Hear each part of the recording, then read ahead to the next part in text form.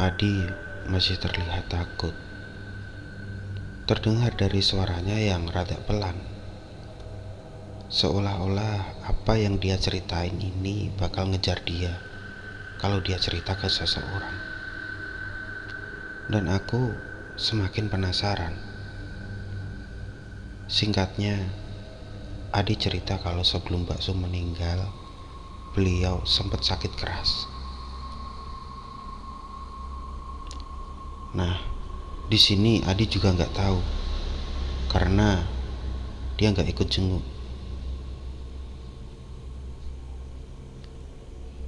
Yang jenguk cuma ibu-ibu atau tetangga sekitar. Masalahnya, rumor yang Adi dengar, sakitnya Mbak Sum itu nggak umum, alias ganjil. Kalau dia dengar dari nyokap dan bokapnya sendiri, di mana Adi curi dengar waktu mereka ngobrol. Kalau Mbak Sum dikirimi santet. Tapi orang tua Adi sendiri gak mau ambil spekulasi jauh.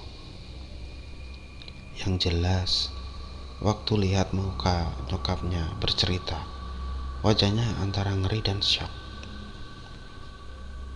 Anak-anak tetangga juga rame pada ngomongin Mbak Sum. Mereka penasaran apa yang menimpa beliau. Tapi waktu itu udah gak boleh ada yang jenguk.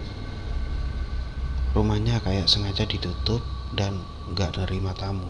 Cerita yang paling jelas yang Adi tahu dari kondisi Mbak Sum datang dari Mbak Mi atau Ibu Mi, tetangga Mbak Sum sendiri yang kebetulan punya warung.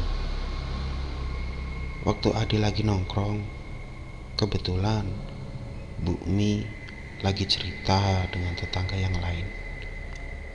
Di sini Adi dengar jelas Bu Mi bilang kalau wajahnya Mbak Sum aneh. Seluruh wajahnya menghitam dan kondisi matanya melotot. Nggak cuma itu, bagian tubuhnya yang lain juga nggak kalah hitam. Ada luka semacam melepuh dan juga dipenuhi nanah. Mbak Sum cuma meraung nahan sakit. Semua orang yang lihat katanya nggak bisa ngomong apa-apa. Kayak semacam syok melihat ada hal seperti itu. Keluarga Mbak Sum sendiri juga nggak bisa berbuat apa-apa. Kabarnya mereka udah sempat manggil orang pintar. Anehnya di sini, beberapa orang pintar baru lihat rumahnya. Ada yang langsung balik bilang kalau dia nggak mampu. Ada yang sempat masuk tapi kemudian pamit. Katanya dia nggak bisa berbuat apa-apa. Dan yang kabarnya sampai ada yang didatangi dari luar kota. Cuma menggeleng. Keluarga akhirnya menyerah dan mulai pasrah. Hampir semua tetangga yang sudah berkeluarga tahu hal itu. Tapi mereka sepakat gak bongkar rahasia ini, terutama agar orang luar kampung gak tahu. Tapi yang namanya mulut orang-orang kita, kadang berita seperti ini menyebar begitu cepat. Di sini aku jadi mikir, apa jangan-jangan bokapku juga tahu soal gini dan nyokap juga. Tapi mungkin mereka gak mau ceritain ke aku. Jujur aja, waktu Adi cerita, bulu kuduku merinding, padahal hari masih siang. Aku gak tahu kalau ada kejadian seheboh ini di desa tetangga. Tepat setelah setengah bulan kurang lebih Mbak Sum menderita, akhirnya keluarga mengatakan beliau meninggal. Di sini Adi bisa lihat sendiri, ada yang aneh dengan pemakamannya. Rumahnya ditutup oleh kain hitam Sementara warga cuma bantu seadanya nyiapin pemakaman. Adi sendiri cuma bantuin motongin bambu. Sementara dia ngelirik ke sana kemari, memperhatikan gelagat keluarga yang mulai masang kembang di sekeliling rumah. Saat itu sekitar jam 4 sore. Tapi langit udah gelap dan suasananya sangat gak enak. Jenazah dibawa ke makam jam 5 kurang, diiringi warga sekitar. Kemudian tiba-tiba Adi dan pemuda-pemuda lain dicegah untuk ikut.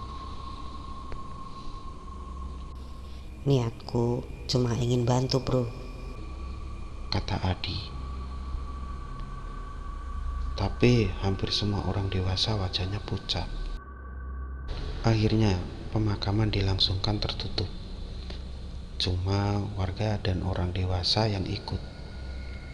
Di sini Adi dengar sendiri dari Mas Piko, sepupunya yang kebetulan boleh ikut. Dia cuma bilang,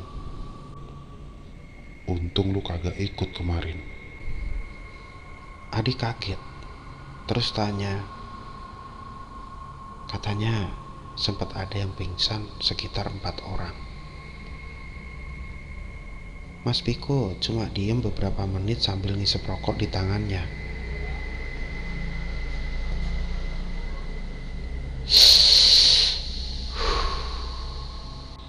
Pingsannya mereka karena gak kuat lihat. Mas Piko ngelirik Adi, wajahnya tegang. Wis gak pantas diceritake. Tapi Adi tahu mereka pingsan waktu lihat jenazah Mbak Sum. Mulai dari sini semuanya dimulai. Aku bakal ceritain ini dari sudut Adi cerita waktu dia dengar dari semua tetangganya. Karena terornya sendiri cuma ada di kampungnya Adi. Penasaran dengan kelanjutan cerita ini? Tetap dengarkan terus cerita dari kami.